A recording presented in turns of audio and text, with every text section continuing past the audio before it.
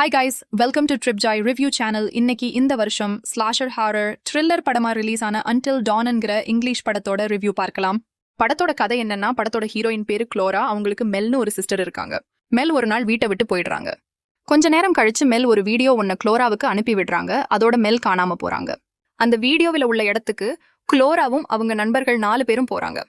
அங்க விசாரிக்கும் போது பக்கத்துல உள்ள ஊர்ல தான் காணாம போயிருக்கான்னு தெரிய வருது. அதோட மெல்லோட சேர்த்து நிறைய பேர் காணாம போயிருக்காங்கன்னு தெரிஞ்சுக்கிறாங்க. அந்த ஊருக்கு போய் பார்த்தால் ஒரே ஒரு வீடு தான் இருக்கு. அந்த வீட்டுக்குள்ள போனதுக்கு அப்புறம் அவங்களே எதிர்பார்க்காத அளவுக்கு அடுத்தடுத்து சம்பவங்கள் நடக்குது. இதுக்கப்புறம் அவங்களுக்கு என்னாச்சு, அவங்க சிஸ்டரை கண்டுபிடிச்சாங்களா இல்லையா, அதான் இந்த படத்தோட மீதி கதை. இந்த படம் 2015 வந்த அன்டில் டான் வீடியோ கேம்ல இருந்து எடுத்திருக்காங்க. ஆனா அப்படியே கேம்ல வர்ற கதையை எடுக்காம அதே உலகத்துல நடக்கிற புது கதையா எடுத்திருக்காங்க. ஒரு ஸ்லாஷர் த்ரில்லர் படமா இது இருக்கு. அது கூட டைம் லூப் கான்செப்டையும் சேர்த்திருக்காங்க. இது செமையா ஒர்க் அவுட் ஆகியிருக்கு. படத்துல வர்ற எல்லா கேரக்டரும் விடிகிற வரைக்கும் உயிரோட இருந்தா தப்பிக்கலாம், ஆனா செத்து போயிடுவாங்க. எல்லாரும் செத்த உடனே திரும்பவும் உயிருடன் வருவாங்க, வந்து மறுபடியும் தப்பிக்க போராடுவாங்க. அது எந்த குழப்பமும் இல்லாமல் தெளிவா காட்டியிருக்காங்க.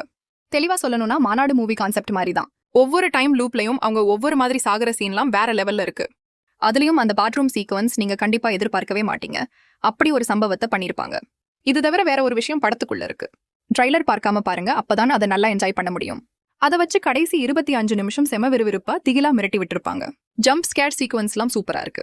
சில இடங்கள்ல திடீர்னு கண்டிப்பா தூக்கி போடுது. படத்துல நடிச்சவங்க எல்லாரோட பெர்ஃபார்மன்ஸும் சூப்பர். அவங்க பயப்படுறதெல்லாம் ரொம்ப ரியலா இருக்கு. ஆர்ட் டிபார்ட்மெண்ட் வேலையும் மேக்கப் டிபார்ட்மெண்ட் வேலையும் ரொம்ப சூப்பரா இருக்கு.